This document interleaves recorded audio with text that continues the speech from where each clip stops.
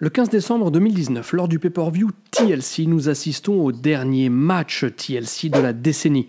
The Kabuki Warriors, Asuka et Kairi Sane battent Becky Lynch et Charlotte Flair à Minneapolis, la ville d'origine de Ric Flair, le père de Charlotte. Et bien pourquoi je vous dis ça? Car dans la vidéo d'aujourd'hui, bienvenue à tous sur Wrestling Clinic, nous allons nous pencher dans les secrets, dans les coulisses de la naissance de la stipulation du type de match TLC, Tables, Ladders and Chairs.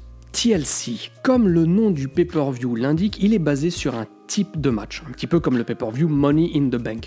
Et il puise ses origines dans une longue lignée de combats qui ont fait vibrer les fans de la WWE, le WWE Universe, depuis l'an 2000. Mais saviez-vous que le match TLC est en fait un concept tout à fait unique dans l'histoire du catch ? En effet, par exemple, lorsque le Hell in a Cell est apparu en octobre 1997, lors du pay-per-view Bad Blood, il est apparu d'un seul coup, sans réelle préparation ou sans réelle anticipation. Lorsque l'Elimination Chamber a vu le jour lors des Survivor Series 2002 au Madison Square Garden, c'était pareil. La cage et le match débarquent comme ça, mais il n'y a pas de raison particulière qui fait que l'Elimination Chamber naît.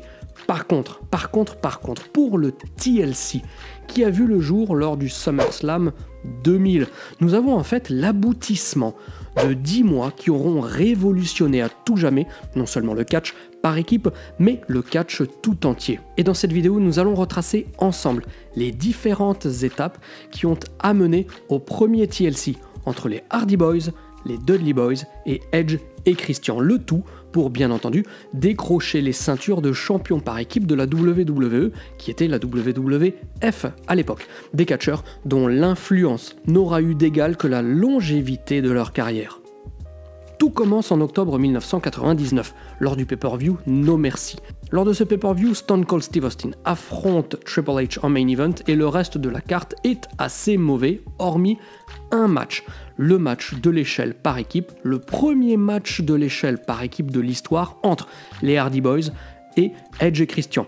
Une première, tout comme le Boiler Room match par exemple du SummerSlam 1996 entre l'Undertaker et Mankind qui a eu lieu dans la même salle que ce pay-per-view No Mercy 1999. Dans ce match, l'équipe qui arrivera à décrocher une sacoche au-dessus du ring empoche la modique somme de 100 000 $ ainsi que les services de Terry en tant que manager. Vu l'intensité de la rivalité Austin-Triple H et vu les débuts de show extrêmement laborieux pour ce pay-per-view, personne n'attend quoi que ce soit de ce match. Et c'est peut-être ce qui a aidé au résultat final.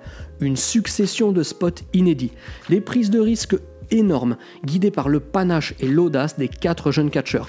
Comme toujours, il faut aussi un public pour que la magie opère et merci Cleveland, la ville de ce pay-per-view, car le public ne s'y est pas trompé.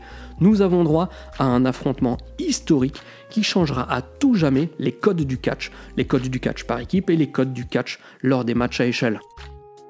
Faisons un bond maintenant de 3 mois en avant, lors du Royal Rumble 2000 en janvier au Madison Square Garden, review disponible dans la playlist WWE dans la nuit des temps, sur Wrestling Clinic bien entendu, les Hardy Boys sont de retour dans la salle la plus célèbre du monde pour faire face aux Dudley Boys.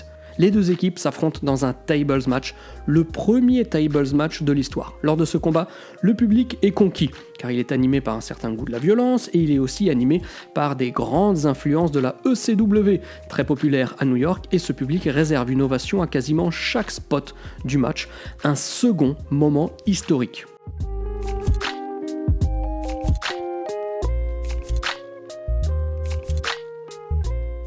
Dans les mois qui arrivent, menant à WrestleMania 16, les 3 équipes, Edge et Christian, les Dudley Boys et les Hardy Boys, se tirent la bourre à Raw et à SmackDown, essentiellement à coups de table, avec des moments mémorables, comme par exemple le powerbomb de Bobby Ray Dudley depuis le haut de la scène à travers des tables qui sont placées en bas sur Mae Young, qui approchait à l'époque les 80 ans. La rivalité entre les 3 équipes se renforce, avec Edge et Christian toujours dans le mix, et il n'en faut pas moins pour que le rendez-vous soit pris pour WrestleMania 16. WrestleMania 2000 en direct de Anaheim en Californie, review qui est également bien entendu disponible sur la clinique. Lors de ce WrestleMania, nous avons eu droit à un triangle tag team ladder match. Un match à échelle à 3 équipes. Vous l'aurez compris, nous avons là une première qui aura lieu dans la même salle qui a connu une autre première, car c'est ici qu'a eu lieu WrestleMania 12, lors duquel nous avons eu le Iron Man match entre Shawn Michaels et Bret Hart. Et si ce match est un match à échelle, sachez que la présence des Dudley Boys et les réclamations de la foule amènent quelque chose de quasiment obligatoire, dont vous vous doutez fortement, l'introduction des tables dans ce ladder match. Je rappelle que lors de No Mercy 1999, nous n'avions pas de table dans ce match à échelle.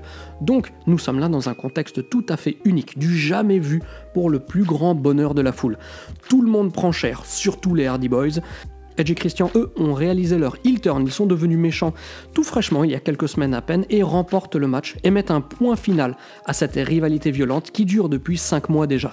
Dans ce match, nous aurons tout vu, des échelles, des tables, des chaises, dans tous les sens, avec toutes les combinaisons possibles. Mais l'utilisation simultanée de tous ces objets n'a jamais été officialisée par la WWE pour en faire la promotion dans un type de match particulier. On rappelle qu'il y a eu un match à échelle par équipe, un match de table par équipe, qu'il y a eu des segments télé à Raw, SmackDown avec des tables, des échelles, des chaises, etc. Et il y a eu un match par équipe triangle à échelle. Donc ce que nous pensions être un point final à cette histoire n'est en fait que l'évolution historique, menant à la naissance du tout premier TLC, Tables, Ladders and Chairs, de l'histoire lors de SummerSlam 2000. Si nous pensions avoir presque tout vu lors des matchs dont nous avons déjà parlé dans cette vidéo, eh bien les 6 hommes ont réussi l'exploit de faire mieux, beaucoup mieux, 1000 fois mieux. La structure du match était formidable, l'originalité des spots était au top, les prises de risque étaient malheureusement exceptionnelles, notamment Matt Hardy qui chute en arrière du haut de l'échelle à l'extérieur du ring.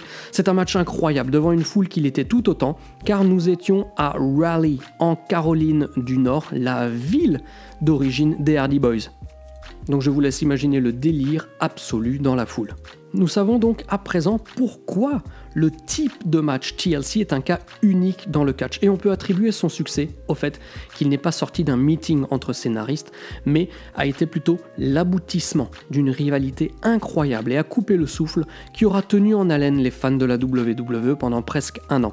Et ce ne fut que le début, car dans un prochain numéro, nous allons voir ensemble comment la WWE a enchaîné entre SummerSlam 2000 et le Raw Roulette d'octobre 2002, avant de conclure cette formidable stipulation qui ne reviendra qu'en janvier 2006, après plus de 3 ans d'absence entre Edge et Ric Flair. C'est là-dessus que se termine cette vidéo. Je vous remercie de l'avoir écoutée et regardée jusqu'au bout, en espérant que vous ayez appris de nombreuses choses dans cet épisode. Et moi, je vous donne rendez-vous très bientôt pour de nouvelles vidéos sur Wrestling Clinic. D'ici là, vous savez qu'il faut surtout garder la passion et regarder du catch 24 heures sur 24. Allez, bye bye!